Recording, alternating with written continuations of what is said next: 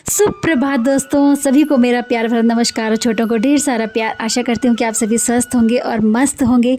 नई दिन की नई सुबह और नया दिन। स्वागत है आपका मंजू बमड़ा ब्लॉग्स में। और आज है मेरे ससुर जी का श्राद्ध तिथि यानी कि, और सुबह जो है नहा धो के एकदम शुद्ध होके पवित्र होके जो है भोग की चल रही है यहाँ पे तैयारियाँ। और यहाँ पे जो है रखा है मैंने सब्जी। ये है पूरी के लिए जो है तेल। ये है पैत्यूड़ पैत्यूड़ तो आप ज़्यादातर देखते रहते हैं। ये है मेरे ससुर जी के फेवरेट, जो कि उन्हें बहुत ज़्यादा ही पसंद थे, इसलिए हमने ये बनाए हैं। और डीप फ्राई उन्हें पसंद थे, तो इसलिए इस बार जो है ना डीप फ्राई मैंने बनाए हैं। पिछली वीडियो आप ज़रूर देखिएगा जो मैंने भाप से बनाए हैं। यहाँ पे दाल उबाल दी है मैंने, और एक एक करके मैं जो है यहाँ पे रोल बनाए थे मैंने इस बार पैत्यूड़ के, और रोल बना के कट करके और फिर डीप फ्राई किया था। इस बार अलग नहीं था, ज़्यादातर लोग ऐसे ही करते हैं, तो मैंने उसी तरीके से आज किया। दाल यहाँ पे मेरी बन चुकी थी, और साथ साथ में ना जब खाना बनाने का प्रोसेस मेरा चलता है 1-2 घंटे का, तो बीच में प्यास लगती है, तो मैं पानी लेती रहती हूँ। एक बॉटल रख देती हूँ वहाँ पे, और एक ग्लास भी रख देती हूँ, और धीरे धीरे करके पीती जाती हूँ। अगर माइंड आपका कूल हो ना, तो आप जो है ना काम को शांति से कर सकते हैं और अच्छे मन से कर सकते हैं। यहाँ पे जो है ना खीरे की तैयारी चल रही है, और रायता बनाना है। यहाँ पे रायते की तैयारी है, और खीरा कद्दूकस मैं कर रही हूँ। गांव का रायता तो सच में दोस्तों बहुत ही अच्छा होता है।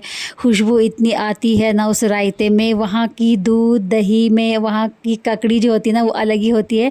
तो जब भी गांव में श्राद्ध होते थे तो खीरे का जो रैलो बनता था ना, बहुत ही मज़ेदार होता था, और अड़ोस पड़ोस में जो है ना उसकी खुशबू आती रहती थी। बट यहाँ जो जैसा है हमें वैसा ही करना पड़ेगा। यहाँ पे जो है मेरा रायता बन के भी तैयार हो चुका था, और अब जो है बारी थी आटा गूंदने की ही।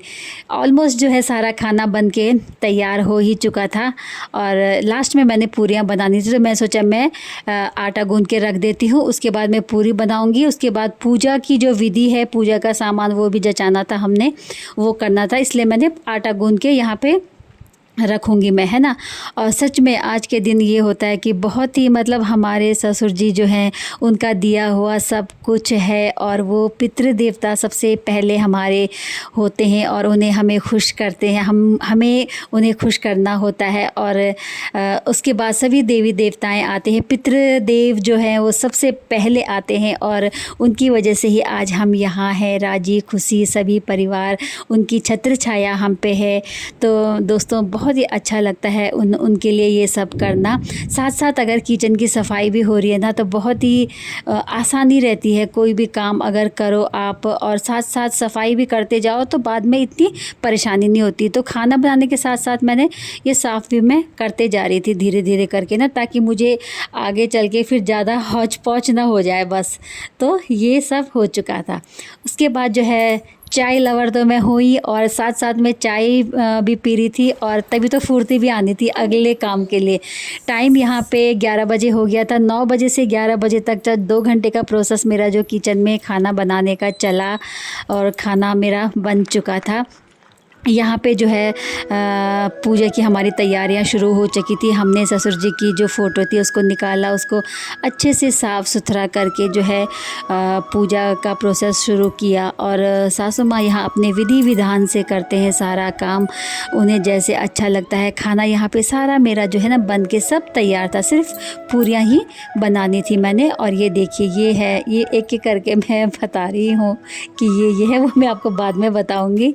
और उसके बाद सबसे पहले पूजा की तैयारी कर, तोरी के पत्ते लाए थे, और तोरी के पत्ते में ही हमारे यहाँ भोग चढ़ता है पितरों को। पत्ते शुद्ध थे, ये एकदम से ताज़े पत्ते थे।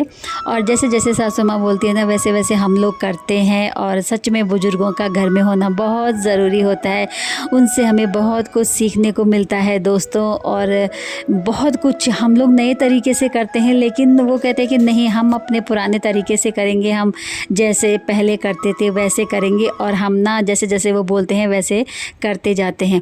तो यहाँ पे मेरी पूरियाँ बननी, वो अपनी तैयारी कर रहे थे और यहाँ पे मैं पूरियाँ अपनी बनानी शुरू हो गई क्योंकि भोग लगाना था। तो सच में मेरा ये मानना है दोस्तों कि ना जब तक इंसान जो है ज़िंदा रहता है तब तक उसकी कद्र करो, उसे खुश करो, उसके खुश रहने की कोशिश करो कि वो किस तरीके से खुश रहता है, उसकी क्या ज़रूरतें हैं, वो क्या चाहता है, वो जैसे बोलता है हमें वैसे करना चाहिए। कुछ बातें जो है मन मुटाव होते हैं उसे इग्नोर करके एक पॉजिटिव वाइब के साथ हमें लेना चाहिए। और सच में देखना जीवन बहुत ही अच्छे से चलता है और जीते जी जो है इंसान को खुश रखिए, वो उसके मन की बात जानिए कि ये क्या चाहता है, वैसे ही करे और वैसे ही हम करते भी हैं। और सच में बहुत ही मरने के बाद तो चाहे आप कुछ कितना भी करो, लेकिन वो तो एक वो होता है, प्रोसेस होता है, वो हमें करना ही पड़ता है। लेकिन जीते जी अगर इंसान खुश है ना, तो मरने के बाद अगर आप उसे उसके लिए कुछ ना भी इतना कुछ ताम झाम करो तो उसे फ़र्क नहीं पड़ता है, क्योंकि उसका दिल जो है ना वो पहले से ही खुश रहता है और वो मन में यही रहता है कि नहीं, जीते जी मैं बहुत खुश थी और मेरी सारी कुछ मेरी खुशियाँ पूरी हुई है। तो यही सब होता है सच में। तो मैं यही कहती हूँ कि जब तक इंसान ज़िंदा है ना, उसकी कद्र करना सीखिए। ख़ास तौर पर बुज़ुर्गों की, माँ बाप की तो सभी करते ही हैं, लेकिन सच में सास ससुरों की भी जो है ना हमें वो करनी चाहिए और उनका ध्यान, उनकी बातें, उनकी खुशियाँ, उनकी खुशियों में ही अपनी खुशियाँ ढूंढिए, है ना। बुज़ुर्ग हो चुके हैं, उन्होंने अपने टाइम पे इतना कुछ किया है, इतने संघर्ष करके जो है अपने बच्चों को पाला है, पोसा है। हमारे ससुर जी की जो कृपा है हम पे है, बहुत है, और उनका आज जो कुछ भी है उनका आशीर्वाद है। सभी बच्चों को उन्होंने पढ़ाया लिखाया और सासू जी ने बहुत ही संघर्ष हमारी की है। इतने सारा परिवार, इतने बच्चे, और उस टाइम पे तो इतना कुछ होता भी नहीं थी फैसिलिटी। इतना कुछ करने के बाद आज बच्चे जो है इस पहुंच पे उन्होंने पहुंचाया। मेहनत उनकी थी, लेकिन होता है ना एक माँ बाप का जो है ना सबसे बड़ा योगदान होता है इसमें। तो ये है, देखियो कृतिका आ गई थी। ये जिमना था, हमने वर्णिका घर जा रखी थी इसलिए वर्णिका नहीं आई। कन्याओं की यहाँ मुश्किल होता है और पतिदेव जो है ना छुट्टी नहीं आए थे। वो अगर वो होते तो तब तो तर्पण देना होता है और पंडितों को बुलाते हैं, पंडितों को भोजन करवाते हैं, तर्पण देते हैं ना अगर बेटा। तो ये यहाँ नहीं थे तो मेरे जेठ जी वगैरह जो हैं वो सभी तर्पण देंगे। तो हमने तो सिर्फ जो है एक सरल भाव से पूजा की है और सासू माँ थे तो उनके हाथों से होनी थी। मैंने कुछ नहीं किया, मैंने सिर्फ भोग बनाया और उनको एक एक करके मैं यहाँ देती गई। उनके हाथों से ही ये सब कुछ चढ़ना था। अगर पतिदेव यहाँ होते तो तर्पण देते हैं, विधि विधान से होता है, बहुत ही पंडितों को बुलाते हैं, तो बहुत कुछ तरीके से करते हैं। लेकिन यहाँ पे सासू माँ ने अपने तरीके से किया, जो पुराने रीति रिवाज है कि ऐसे करते थे। तो हम लोग अगर आप नया कुछ बताएंगे ना तो उनकी मन को वो नहीं मिलती है शांति कि नहीं, ये नहीं, मैं ऐसे कर रही हूँ, ऐसे होगा। तो हम उसी में हाँ में हाँ भरते हैं और हम भी बहुत कुछ सीखते हैं। कुछ चीज़ें ऐसी होती है कि हमने नहीं सीखी होती है, वो जो है ना सीखने को हमें मिलती है। और जैसे जैसे वो बोलते हैं वैसे वैसे हम लोग करते जाते हैं, कोई भी काम हो। दोस्तों, आप लोग सोच रहे होंगे कि क्या क्या बना था भोग में। भोग में बनी थी पूरी, तोरी की सब्जी, दाल, रायता, पैत्यूड़, खीर और चावल बने थे, फल, घी वगैरह ये तो सब होते हैं। ये सब चीज़ें बनाई गई थी।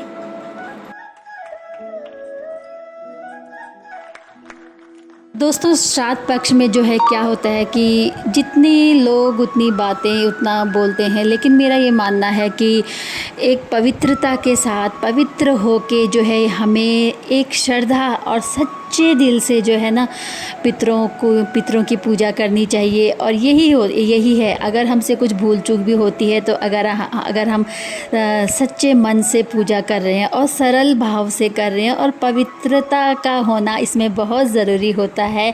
हमें साफ़ सुथरा होके भोग बनाना चाहिए, साफ़ सुथरा होके पूजा करनी चाहिए। यही सबसे बड़ा वो है ना। और पूजा में तो जितने होते हैं, जितने पंडित जी होते हैं उतने किस्म का बोल बोलते हैं, जितने लोग होते हैं उतने टाइप का बोलते हैं, आपने ये नहीं किया वो नहीं किया। लेकिन मेरा ये मानना है कि सच्चे मन से सच्चे भाव से हमें अगर हम करें किसी भी काम को तो वो काम सफल होता है और हमारे देवी देवता खुश होते हैं, हमारे पूर्वज खुश होते हैं, हमारे साथ जो फैमिली रहती है वो खुश होती है अगर हम किसी भी काम को सच्चे मन से कर रहे हैं। तो ये चीज़ें बहुत होना जो है बहुत ज़रूरी होता है। यहाँ पे एक एक करके 5 सासू माँ ने 5 वो बनाए थे, 5 पूड़ी बोलते हैं हमारे यहाँ कि हमने पूड़ी रखनी है ना। तो 5 बनाए थे उन्होंने खीरे के पत्ते में, ये देखिए। और जितनी भी चीज़ें बनाई थी वो एक एक करके उसमें रखी और यहाँ पे मैं रखते जा रही थी। यहाँ पे खलारा इतना हो गया था किचन में, बट कोई बात नहीं, इस दिन तो ना ये होता रहता है। और गुंदू भी बैठ के आराम से देख रही थी। फूल भी चढ़ाए, हर एक में फूल चढ़ाए सासू माँ ने। 5 बने थे तो 5 में जो है ना फूल चढ़ाया, उन पे तिलक किया, फिर उन पे पानी से जल से जो है ऐसे गोल गोल करते हैं वो सब किया। और गंगा जल का ये ढक्कन तो खुल ही नहीं रहा था, काफ़ी देर तक इसको खोलने में ही लग गया था। ये सब अपने हिसाब से बैठ के आराम से ये करते जा रहे थे।